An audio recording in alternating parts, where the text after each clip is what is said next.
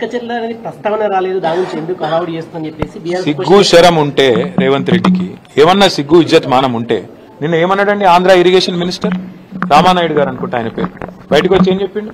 ఇక ఆంధ్రప్రదేశ్ ఎడిషన్ లో పేపర్లు ఏం రాసినాయి, చంద్రబాబు నాయుడు గారు ఏం చెప్పారు? సాక్షి తీయండి, ఈనాడు తీయండి, ఆంధ్రజ్యోతి తీయండి, ఆంధ్ర ఎడిషన్ చూడండి, స్పష్టంగా చెప్పిండు చంద్రబాబు నాయుడు గారు. మీటింగ్ పెట్టిందే బనకచెర్ల కోసం, ఎజెండా నెంబర్ 1 బనకచెర్ల కాదంటాడా రేవంత్ రెడ్డి? అజెండా ఐటమ్ చూపెట్టమంటారా? ఇప్పుడు నెంబర్ 1 ఐటమే బనకచెర్ల. లేదని బుకాయించడం ముఖ్యమంత్రికి తగునా? నిమ్మల రామానాయుడు గారు బయటకు వచ్చి చెప్పినారు, ఆంధ్ర ఇరిగేషన్ మంత్రి గారు, మేము అడిగిన బనకచెర్ల గురించి రేవంత్ రెడ్డి ఒప్పుకున్నాడు, కమిటీ వేసినాం, 30 రోజుల్లో ఓడిచిపోతుంది, 31వ రోజు మా శిష్యుడే కాబట్టి ఆడిచ్చినట్టు ఆడతాడు, ఆయన జుట్టు మా చేతులుంది, ఓటుకు నోటు కేసు ఇంకా ఉన్నది కాబట్టి ఏమన్నా చేస్తాం అని ఫుట్బాల్ ఆడుతున్నారు. చంద్రబాబు కోవట్ను పెట్టుకుని ఇలా తెలంగాణ ప్రజల ప్రయోజనాలు, తెలంగాణ రైతుల ప్రయోజనాల పట్ల శాశ్వతంగా విద్రోహం చేసే ప్రయత్నం చేస్తున్నారు. అర్థం కాదు ఏముంది. నిజం చెప్తున్నారు, మీరు అనుకుంటున్నారా? పొరపాటు. రేవంత్ రెడ్డికి శాపం ఉన్నది, నిజం చెప్తే తల 1000 ముక్కలు అవుతుందట. ఎన్ని నిజాలు చెప్పిండండి రేవంత్ రెడ్డి? యాద్ చేసుకోండి మీరు.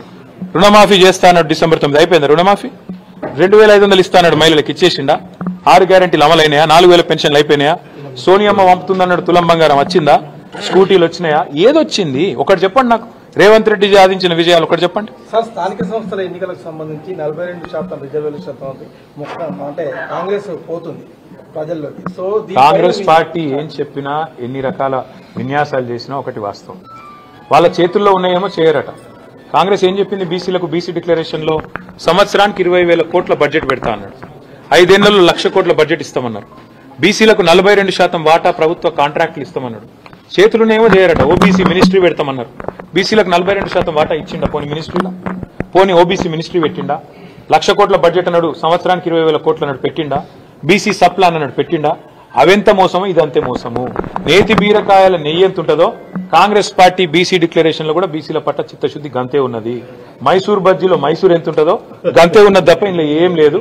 బీసీలను మళ్ళొక్కసారి ఘరానా మోసంతో, ఒక కపట మోసంతో 42% రిజర్వేషన్ల పేరిట అది చెల్లదని తెలిసి ఇలా చిల్లర ప్రయత్నం ఏదైతే రేవంత్ రెడ్డి చేస్తుండో అది ఖచ్చితంగా బీసీ సోదరులే రేపు స్థానిక సంస్థల ఎన్నికల్లో బుద్ధి చెప్తారు. ఎందుకంటున్నా ఈ మాట అంటే, గతంలో ఇదే రేవంత్ రెడ్డి గారు శాసనసభలో ఏం చెప్పిండ్రు? 42% రిజర్వేషన్ విద్యలో, ఉపాధిలో రాజకీయంగా కావాలి అంటే ఒకటే పరిష్కారం, పార్లమెంట్కు పంపాలి, పార్లమెంట్ లో చట్టబద్ధత కావాలి, ప్రెసిడెంట్ గారు సంతకం పెట్టాలన్నాడు. మరి నిన్న లోకల్ బాడీ ఏదో పంచాయతీ ఆర్డినెన్స్ చేసిన అన్నాడు, మున్సిపల్ బిల్ కూడా ఇంకా సవరించలేదు. విద్యలో ఉపాధిలో ఏం చేస్తాడో తెలియదు. 42% అంటే కేవలం జెడ్పీటీసీ ఎంపీటీసీల కాడికేనా, లేకపోతే జిల్లా పరిషత్లు, మండల పరిషత్లు, అదేవిధంగా విద్యలో, ఉపాధిలో అన్నిట్లో ఇచ్చేది ఉందా? అంటే ఏ రకమైన మోసమో ఇది అర్థం చేసుకోవాలని బీసీ సోదరులను కోరుతా ఉన్నా.